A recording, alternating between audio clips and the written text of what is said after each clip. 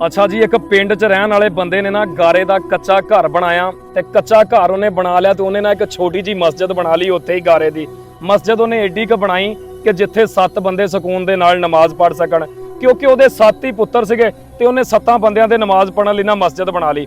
ਹੁਣ ਉਹਨੇ ਨਾ ਆਪਣੇ 7 ਪੁੱਤਰਾਂ ਨੂੰ ਸੱਦਿਆ, ਉਹਨੇ ਕਿਹਾ ਵੀ ਮੇਰੇ ਦਿਲ ਦੀ ਇੱਕ ਖਾਹਿਸ਼ ਆ, ਮੇਰੇ ਦਿਲ ਦੀ ਇਹ ਖਾਹਿਸ਼ ਆ ਕਿ ਮੈਂ ਇਸ ਮਸਜਿਦ ਦੀ ਲਪਾਈ ਕਰਾਂ ਜੰਨਤ ਦੀ ਮਿੱਟੀ ਦੇ ਨਾਲ, ਤੇ ਜਾਓ ਜਾ ਕੇ ਜੰਨਤ ਦੀ ਮਿੱਟੀ ਲੱਭ ਕੇ ਲੈ ਕੇ ਆਓ।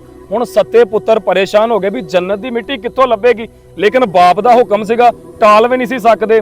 ਲਓ ਜੀ, ਉਹਨਾਂ ਨੇ ਨਾ ਬਾਹਰ ਨਿਕਲਣ ਦਾ ਫੈਸਲਾ ਕਰ ਲਿਆ। ਖੈਰ ਇੱਕ ਪੁੱਤਰ ਨਾ ਵਿੱਚੋਂ ਬਿਮਾਰ ਸੀਗਾ ਤੇ 6 ਦੇ 6 ਪੁੱਤਰ ਨਾ ਸਵੇਰੇ ਟਾਈਮ ਦੇ ਨਾਲ ਹੀ ਨਾ ਜੰਨਤ ਦੀ ਮਿੱਟੀ ਲੱਭਣ ਚਲ ਗਏ। ਸਾਰੀ ਦਿਹਾੜੀ ਉਹ ਜੰਗਲ ਬੇਲੇ ਸ਼ਹਿਰ ਸ਼ਹਿਰ ਘੁੰਮਦੇ ਰਹੇ, ਲੇਕਿਨ ਕਿਤੋਂ ਉਹਨਾਂ ਨੂੰ ਜੰਨਤ ਦੀ ਮਿੱਟੀ ਨਾ ਲੱਭੀ। ਸ਼ਾਮੀ ਥੱਕ ਹਾਰ ਕੇ ਨਾ ਘਰੇ ਆ ਗਏ ਤੇ ਪਿਓ ਨੇ ਸੱਦਿਆ, ਉਹਨੇ ਕਿਹਾ ਹਾਂ ਵੀ ਪੁੱਤਰ ਜੰਨਤ ਦੀ ਮਿੱਟੀ ਕਿਤੋਂ ਲੱਭੀ, ਤੇ 6 ਦੇ 6 ਹੀ ਨਾ ਸਿਰ ਝੁਕਾ ਕੇ ਖਲੋ ਗਏ। ਉਹਨੇ ਕਿਹਾ ਅੱਬਾ ਜੀ ਅਸੀਂ ਹਰ ਜਗ੍ਹਾ ਛਾਣ ਮਾਰੀ, ਸਾਨੂੰ ਕਿਤੋਂ ਜੰਨਤ ਦੀ ਮਿੱਟੀ ਨਹੀਂ ਲੱਭੀ।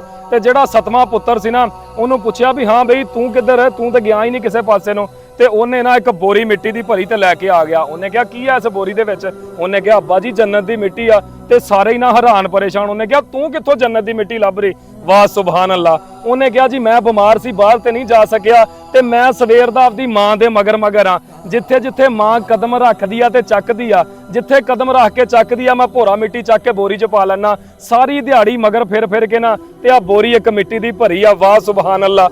ਗੱਲ ਕਰਨ ਦਾ ਮਤਲਬ ਇਹ ਆ ਕਿ ਆਹ ਦਰਗਾਹਾਂ ਤੇ ਦਰਬਾਰਾਂ ਤੇ ਫਿਰਨ ਨਾਲੋਂ ਬਿਹਤਰ ਆ ਜੰਨਤ ਤਾਂ ਸਾਡੇ ਘਰ ਦੇ ਵਿੱਚ ਆ। ਸਿਰਫ ਅਸੀਂ ਉਹਨੂੰ ਮੰਨਦੇ ਨਹੀਂ, ਇਸ ਲਈ ਅਸੀਂ ਬਹੁਤ ਪਿੱਛੇ ਰਹਿ ਗਏ ਆ। ਉਹ ਕਹਿੰਦੇ ਆ ਨਾ ਕਿ ਜਿਹਦਾ ਮਾਂ ਪਿਓ ਦੁਨੀਆ ਤੋਂ ਰਾਜ਼ੀ ਚਲਾ ਗਿਆ ਨਾ, ਸਮਝ ਲਾ ਉਹਨੇ ਜੰਨਤ ਖਰੀਦ ਲਈ ਆ।